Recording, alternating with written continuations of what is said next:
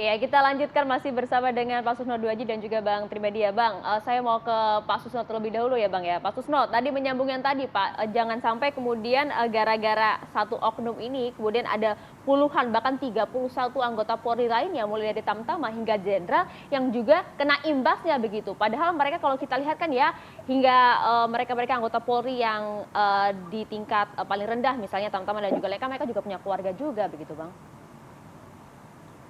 Iya, jadi makanya kita lihat tingkat kesalahannya, baik tingkat kesalahan di kode etik maupun tingkat kesalahan di pidana.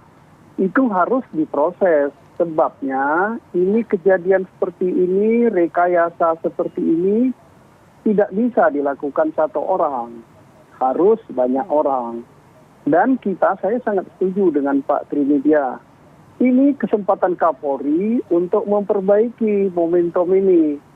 Sudah 2 kali terjadi momentum geger seperti ini di tubuh kepolisian akibat rekayasa. Nah, bagus sekali di era sekarang rekayasa itu dipantau oleh publik melalui media sosial, demikian kuat tekanan media sosial sehingga rekayasa itu batal.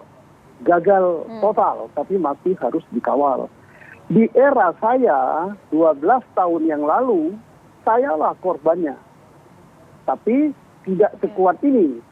Pantauan publik. Nah, jangan terulang lagi 5 tahun atau 3 tahun lagi terulang lagi. Jadi sekaranglah kesempatan yang paling bagus untuk mereformasi Polri. Reformasi dari mana? Dari dalam. Personelnya, kemudian perangkat-perangkatnya, aturan-aturan dan sebagainya. Ya. Oke, nah Pak Susno, menyambung juga pernyataan Pak Susno. Tadi kan Bang Trimet mengatakan bahwa ini, kata Bang Trimet ya, saya mengutip pernyataan Bang Trimet bahwa ini sebagai ruang untuk kemudian bersih-bersih institusi sampai pada kemudian urusan Kapolri. Anda sepakat soal itu, Pak Susno? Sangat sepakat, Pak Trimet itu benar sekali. Jadi Pak Kapolri menggunakan momentum ini untuk bersih-bersih. Kalau tidak, persisinya nggak jalan. Bagaimana Kapolri punya program yang sangat bagus, tapi yang melaksanakan dia punya visi dan misi yang berbeda. Iya, seperti ini jadinya. Nah, momentum ini katanya Pak Trimet, kesempatan untuk mengadakan mutasi, menukar personil, mulai dari elitnya di atas, kan sudah beberapa yang mau pensiun, sampai ke level bawah, yang strategis di bawah. Oke, menarik sekali itu. Nah, Pak Susno, gini. Ini menarik, saya mau tanyakan dulu ke Bang Trimet. Bang Trimet, kalau begitu langkah dari DPR seperti apa dong? Ini kan DPR sebagai mitra dari Kapolri, sebagai institusi Polri. Langkahnya apa dong kalau tadi berangkat dari pernyataan Bang Trimedia bahwa ya ini sebagai momentum untuk bersih-bersih institusi termasuk hingga sampai urusan Kapolri? Pertama, kami baru masuk besok, Mbak. Pidato Presiden, nota keuangan. Iya, masih reses ya ini ya? Ya, besok sudah masuk.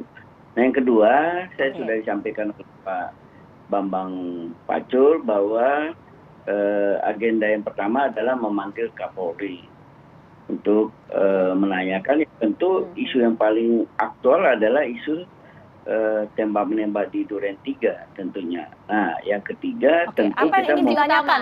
Apa yang ingin ditanyakan ketika memanggil Kapolri nanti, Bang Trimet? Saya kira dari mulai peristiwa yang terjadi hari Jumat tanggal berapa? Tanggal 7 atau 8 Juli itu sampai dengan hari ini. Misalnya kenapa bagi saya ya, kenapa begitu yang gampangnya. janggal apa Bang Trimet menurut Anda? Ya yang ini saya mau sampaikan. Misalnya kenapa begitu gampangnya Karopenmas Pak Ahmad Ramadan itu melakukan konferensi pers tanpa ada barang bukti. Ya. Kedua, tidak dijelaskan bagaimana olah TKP. Begitu juga dengan Kapolres Jakarta Selatan. Kemudian bagaimana juga pada saat pemakaman itu jenazah hari Sabtu dibawa ke Jambi, ada persoalan yang besar, keluarga meminta peti dibuka.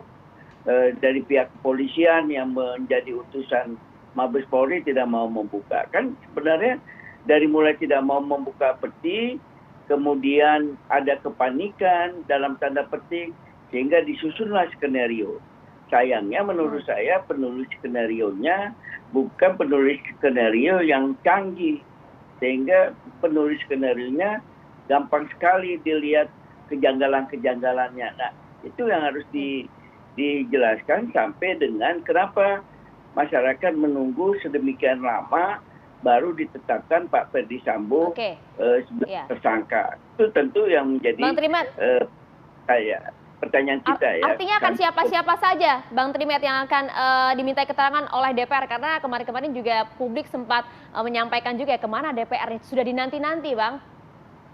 Loh, saya kan dari mulai hari Selasa, habis konferensi pers hari Senin, saya bicara terus.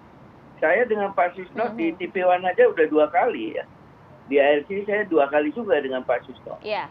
Upaya pemanggilan nanti jadi akan siapa saja Bang?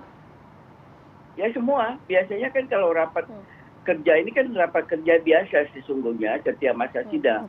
Tentu Kapolri dengan pejabat utama, dan tentu kalau memungkinkan nanti kita mengusulkan kepada Ketua Komisi 3, Pak Bambang Pacul, seluruh Kapolda diminta hadir secara virtual mungkin ya, kalau secara fisik, nah ini masih corona. Mereka harus menjelaskan. Bagi saya paling penting selain bersih-bersih, ini proses konsolidasi yang harus dilakukan oleh Kapolri. Sehingga Kapolri... Baik, Bang, kita tangkap poinnya. Ya. Iya, kita tangkap poinnya. Akan ada pemanggilan terhadap Kapolri nanti. Saya akan ke Pak Susno. Terakhir Pak Susno, akan ada pemanggilan terhadap Kapolri. Kalau pandangan atau perspektif dari Pak Susno ini, apa saja yang perlu dijelaskan oleh Kapolri ketika nanti ada pertemuan antara Komisi 3 DPR RI dengan pihak Kapolri? Ya, yang pertama harus dijelaskan kenapa sampai terjadi rekayasa yang demikian hebat. Bahkan sampai melibatkan merekayasa kasusnya yang dibacakan di depan publik itu baik oleh Kapolres maupun oleh Karo Penmas adalah tulisan yang dibuat oleh orang terdekat Kapolri, yaitu staf ahli yang sudah mengundurkan diri, siapa namanya, Fahmi ya. Nah, itu suatu tanda tanya besar. Kemudian mengapa terlambat, mengapa kok banyak sekali anak buahnya yang terlibat dan sebagainya. Jadi artinya momentum ini bagus sekali untuk Kapolri mengadakan apa yang dikatakan Pak Trimedia tadi, bersih-bersih. Kalau tidak presisi itu nggak jalan. Kemudian satu lagi, karena penyidikan dengan tersangka pelecehan seks, tersangkanya Brigadir Joshua Huta Barat itu sudah dihentikan, berarti tuntutan itu atau pemeriksaan itu sudah gugur. Maka kita tak perlu lagi pakai inisial untuk Brigadir Joshua Huta Barat. Karena namanya dia tidak terlibat di situ dan sudah termasuk gugur. Juga penyelidikan soal itu. Satgasus ya Pak Susno ya? Satgasus sudah dibubarkan, tapi mungkin penyelidikan ke dalam ya. Apa yang dilakukan Satgaskus yang sudah lama ini, biayanya dari mana, kemudian yang sudah dilakukan apa, dan ini harus, karena ini kan Polri ini kan milik rakyat ya, jadi dia harus bertanggungjawabkan kepada rakyat melalui DPR, dalam hal ini Komisi 3. Saya yakin Pak Trimedia besok itu akan menanyakan salah satunya diantaranya tentang Satgasus ini. Ya. Oke, kalau gitu nanti kita nantikan ya, Bang Trimet, bagaimanakah nanti pertemuan antara DPR Komisi 3 bersama dengan Kapolri. Menarik nanti untuk kita simak. Terima kasih banyak Bang Trimet. Pak Susno juga terima kasih banyak waktunya pagi hari ini. Salam sehat untuk semuanya. Assalamualaikum.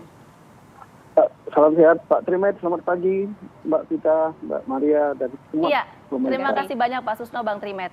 Oke, kita tinggalkan informasi dan juga diskusi mengenai kasus yang menjerat Irjen Pol Ferdi Sambo. Kita bergeser ke berita politik ya. Menarik juga ini soalnya. Soal apa nih, Maria? Nanti kita setelah ada KIB, kita akan lihat juga nih ada koalisi baru antara Gerindra dan juga PKB. Nah, bagaimanakah nanti peluang ke depannya, usai jeda untuk Anda.